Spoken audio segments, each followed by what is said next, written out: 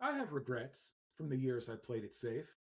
New job opportunities I didn't go after, moves I didn't make, conversations I avoided, and most of all, the years I kept telling myself that taking care of my health could wait, that there was always something more urgent, something more important, something that needed my attention first. But you know what I don't have? A single regret from the times I finally stopped waiting and actually bet on myself, not one. Which is why today I want to talk about the cost of playing it safe, specifically when it comes to your health, and why the decision that feels like the responsible, low risk choice is almost always the most expensive and the most costly one you'll ever make. Stay with me on this. I'm going to explain to you what I mean by that. But first, I want to welcome you back to Fitness is Our Business, the podcast for entrepreneurs who are serious about closing the gap between the success they've built and the way they feel.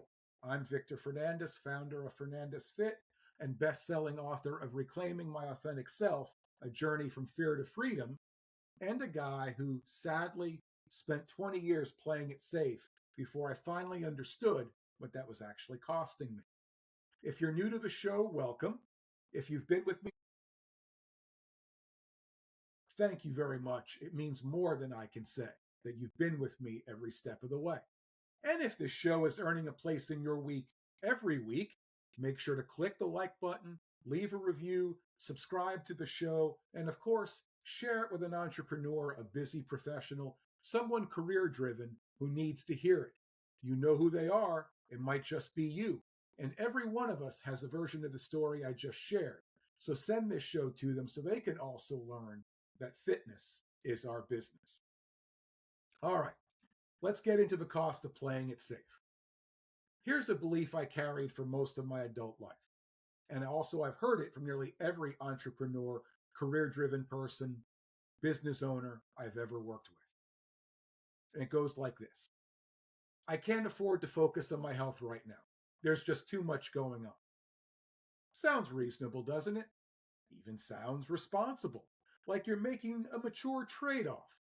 Business first, health later, because right now the priority is the thing that pays the bills and keeps our business going, keeps our career moving in the right direction.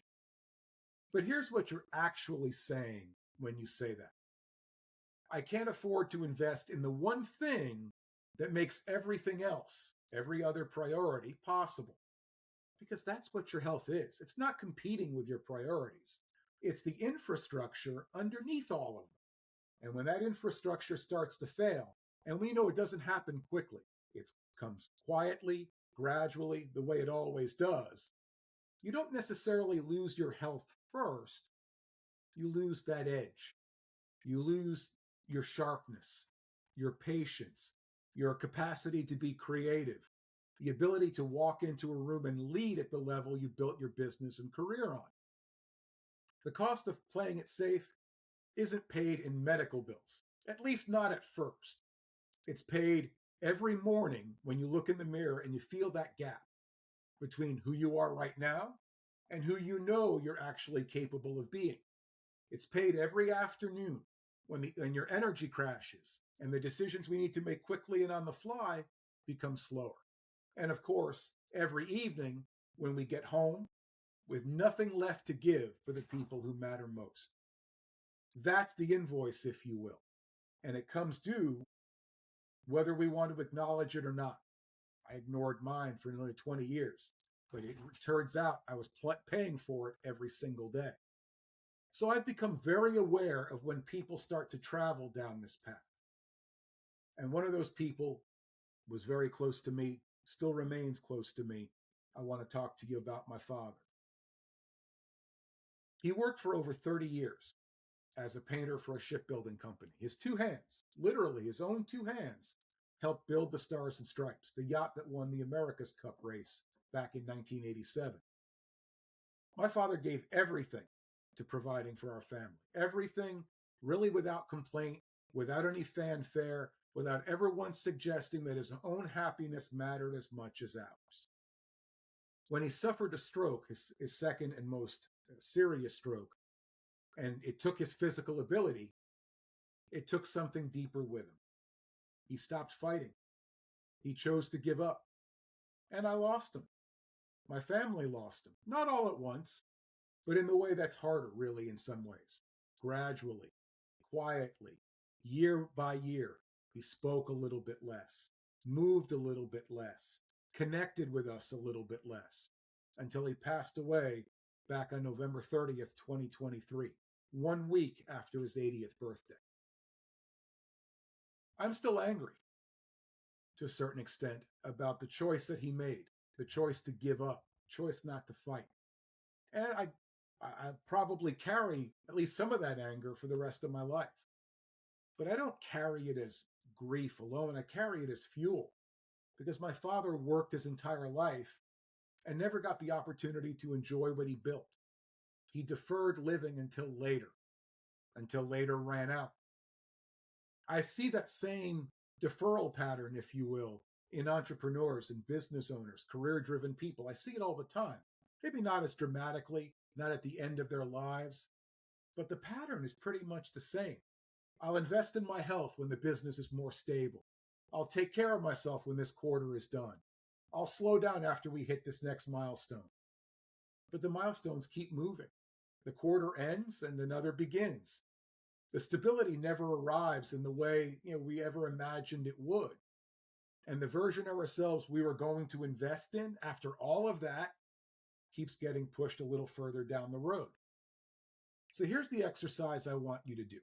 Right now, while you're listening, think about where you were with your health, say 5 years ago. Are you ahead of that? The same place? Or behind it? Be honest. And if the honest answer is behind, what does that cost you along the way? Not necessarily medically. Obviously, that becomes more and more expensive. We know that. But rather in energy, in presence, in your ability to perform, in the way you feel when you walk into a room. Now project that forward. Let's say 5 more years from today. Same trajectory, same choices, same I'll start when things calm down. What does that version of you look like now? I call this regrets. And I've never had a client do it honestly and really feel good about the answer. Lord knows I didn't feel good about it myself when I did. So what's the alternative? What does it actually look like to stop playing it safe with your health? I want to be clear about this. I'm not talking about having all of you completely overhauling your life. I'm talking about making a decision. The decision that your health is a priority. Not after the next milestone, not when things calm down, not starting Monday. I mean right now. And then taking the smallest possible action that proves that decision to yourself. For me, it was 10 minutes on a treadmill with my first coach 16 years ago. That was it. That was day one of a journey that took 75 pounds off my body over 14 months. And I fully believe has added not just years to my life, but quality years to my life. And it worked not because I had a perfect plan, simply because I stopped quitting on myself. The entrepreneurs, business owners, career-driven people who change their health don't do it by going harder from day one. They do it by stopping the pattern of stopping, of quitting. And here's the thing I want you to hear. I mean, really hear this before I close out the show today. Playing it safe is not actually safe. It's just slow. Slow erosion of your energy, your clarity, your presence, your capacity to lead at the level you know you're capable of. Slow is still a choice. It's just the one that costs us the most in the end. My father played it safe his whole life. He saved everything for later. Later never came. I think about him every single day. And every day I make a different choice because of it. And also because I don't want to be the version of myself I used to be. My trajectory is pointing up. I still believe that I'm on the front nine at 54 years old. I have a lot more years and a lot more quality years to live. I'm asking you to make the same choice so you can do that too. And frankly, as a coach once said to me, my very first coach said to me, is there any other way to do this? Because ultimately, can you afford not to? All right, folks, if this show hit home with you today, I want you to do something with that feeling before it fades. Reach out to me. DM me on Instagram, Facebook, LinkedIn. Find me at fernandezfit.com. Call me, 814-504-7774. Email me, info@fernandezfit.com. Reach out to me on any of the socials and internet and all that good stuff like that, because I'm going to promise you the first conversation we have is free.